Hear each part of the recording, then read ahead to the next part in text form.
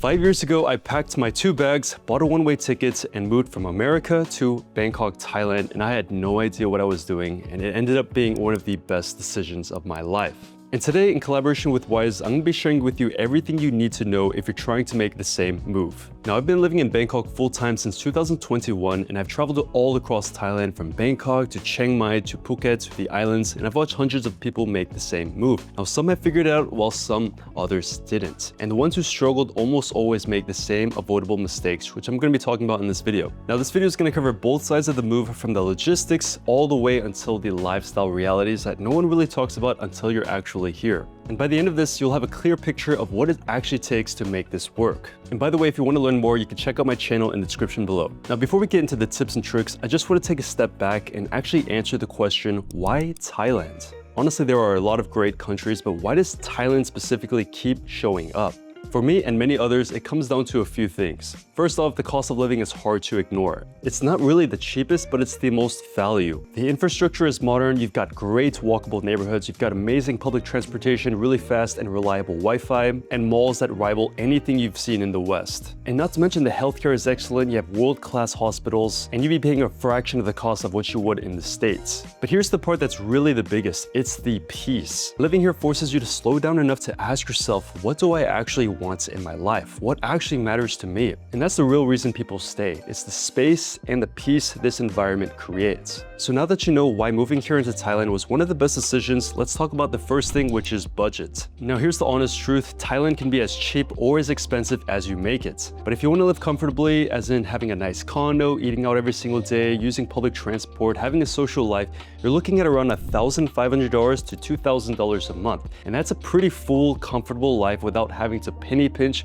or to conserve your money. You can also live cheaper than that, by the way, by staying in older apartments and less central neighborhoods. But honestly, I recommend around $1,500 to $2,000. That's going to be around the sweet spot for a very solid lifestyle. Now, conversely, you could also live a lot more lavishly by having a luxury condo right in the center, having a premium gym membership, and eating both local and international restaurants, and having access to all kinds of entertainment. That's going to cost you around $3,000. And before you come, I recommend at least having maybe 3 to 4 months worth of savings, which is going to be a bit of breathing room for unexpected costs, which are inevitably going to happen. The reality is everyone spends more than they actually anticipate, especially in the first few months. And even more important is having an online income stream, or either having a very large amount of savings. A remote job, a business, doing content creation, teaching English, doing something at least. The worst thing that can happen is arriving in Thailand and running out of money a few months later, and eventually having to go back home and suffering what is known as post-travel depression. It happens to so many people here. They come to Thailand,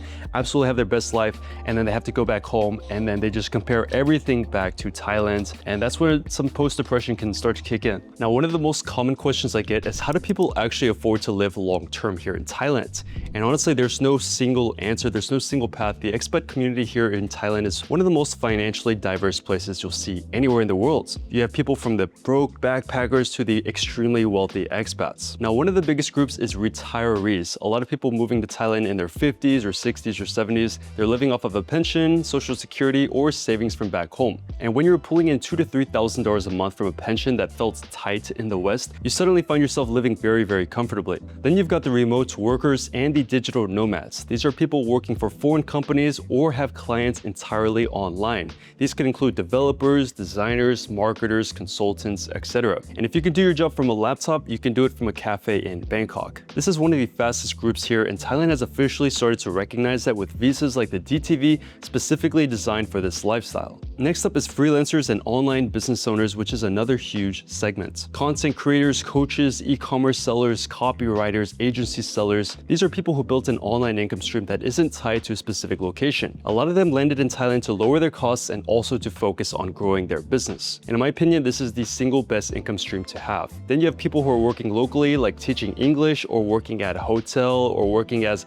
management for large global companies. This is going to require a work permit, and the salaries can definitely range. So as you can see, Thailand has many different types of earners at different levels of income. But what matters most is that your income is location independent, or you've already established enough savings. Because the worst thing to do is move to Thailand and then have your money run dry, and then you have to return back home. Now let's talk visas. Now this is the part that confused everyone the most, but it's actually a lot simpler than it looks. Now most nationalities can actually enter Thailand visa-free and stay up to 60 days. For anyone serious about staying here long-term, the best practical visa is the DTV. It's designed for remote workers or those pursuing Thailand's soft powers like Muay Thai. And the best thing about this visa is it allows you to stay in Thailand for 5 years for around just $300. And other great visas include the education visa, which you could learn Thai or you could learn Muay Thai, the business visa, the Thailand privilege visa, the retirement visa, or getting a work permit. So I'd first come as a tourist first and then figure out what your life is going to look like here in Thailand and then decide to pick one of the long-term visas. Now let's discuss where to actually live. Now there are obviously so many different regions that have completely different lifestyles. Here's a quick breakdown. Now Bangkok is like the New York City of Southeast Asia. You've got first-class infrastructure, huge international presence and diversity. You've got world-class malls. You have endless things to do. It's the most convenient and chaotic place, but it's truly got something for everyone. Now Chiang Mai, which is just an hour flight north, it's got a much slower pace, it's a lot more chill, and it's a lot more affordable than Bangkok. A lot of digital nomads choose here because it's peaceful, it's low cost, and there's a thriving expat community. Next up is Phuket, which is for the people who want a mix of a beach and a city. It's got pretty good infrastructure, it's got more of a resort feel, and got really beautiful scenery. However, it's going to be quite expensive in my opinion. Next up, you have Koh Samui and Koh Phangan, which are tropical islands. They're a lot more isolated, but they're absolutely stunning and so picturesque, a lot more peaceful as well. And then you have Pattaya, which is just an hour 30 from Bangkok, and it's going to be famous for its nightlife and its entertainment. My honest recommendation would be to spend a few weeks here, spend a few weeks there, try to figure out what fits your lifestyle, and not to mention exploring the different neighborhoods, because every single street has its own personality and has its own character. For example, staying in Nana is going to feel very different than staying in Ari here in Bangkok. Now let's discuss accommodation. Now you've probably already seen the Bangkok high-rise condos for $500 a month. Now that actually is true, but those prices are reserved specifically for 12-month leases. If you're trying to book anything shorter than that, you'll probably have to book a hotel or an Airbnb, or you'll have to look on Facebook Marketplace. When signing a long-term lease, all you really need is your passport, a 2-month security deposit, and 1-month rent in advance, and signing the contract, and that's essentially it. You don't need to do a background check or a credit check or this really lengthy process. It's incredibly easy. You can tour the place in just one day, sign it, and move in tomorrow. It's literally that easy. And here's a side note. If you don't really mind slightly older apartments, you can get 2 to 3 times more space for a fraction of the cost. These super modern luxury condos are actually incredibly small, but they have really fancy swimming pools, really nice amenities, but that's the trade-off. But if you don't mind living at a slightly older place that has a less fancy pool, you're going to get so much space, and in my opinion, it's much more value. Now let's talk about getting around and the practical stuff you need to know before you land. Now first, you need to download Grab. It's basically the Uber of Southeast Asia. You've got rides, you've got groceries, you've got delivery, you've got pretty much everything. And then in Bangkok, you have the BTS and the MRT trains, which are going to connect most of the city. Now, if you end up in the islands or the other regions, you're still going to have Grabs and taxis, but honestly, renting your own motorbike is going to be much more convenient. You can rent one for around $50 a month, and it gives you absolute freedom to just explore everywhere. You can park everywhere.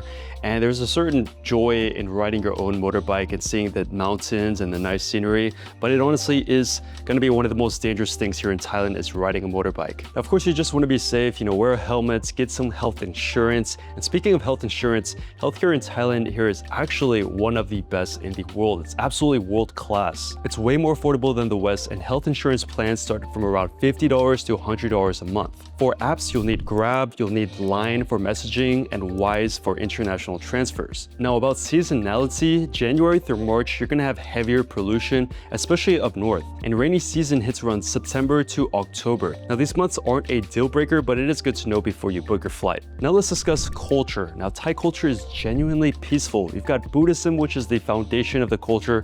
It's the stronghold of society here, and it shows in how people treat each other. You're likely not gonna encounter the random acts of aggression or social tension. This is gonna be one of the first things you notice when you land here, and over time, it just does something to your mental state. You just feel a certain ease, and you don't have to walk around on edge. Thai people respect patience, politeness, and gentleness, and the concept of saving face and avoiding public confrontation, especially publicly, is one of the most important things in Thai culture. You know, if something goes wrong here, you don't want to address things super directly. You want to be calm and gentle, and you definitely don't want to make people look bad in public. Now let's discuss the language barrier, which is going to be especially common outside of the tourist-heavy areas. Most people in Bangkok's central neighborhood speak enough English to get by, but the more local you go, the less English you're going to find. You're definitely going to want to have Google Translate, which can be a huge lifesaver for menus and signs and small chit-chat throughout your day. But if you're planning to stay here long-term, I genuinely recommend picking up at least the basics of Thai. If you know like 50 words, you can go throughout maybe 70% of conversations. And you'll be surprised most expats here do not know any Thai. So if you can actually learn some Thai,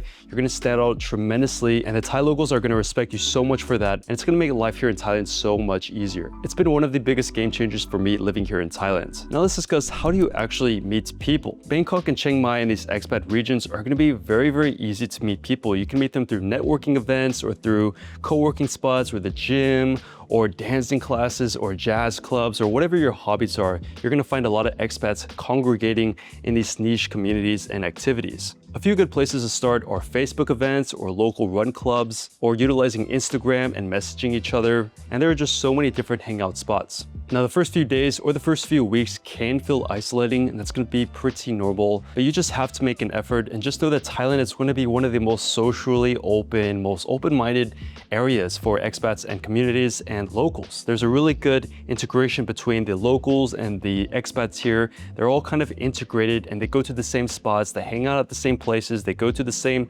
clubs or restaurants and hotels.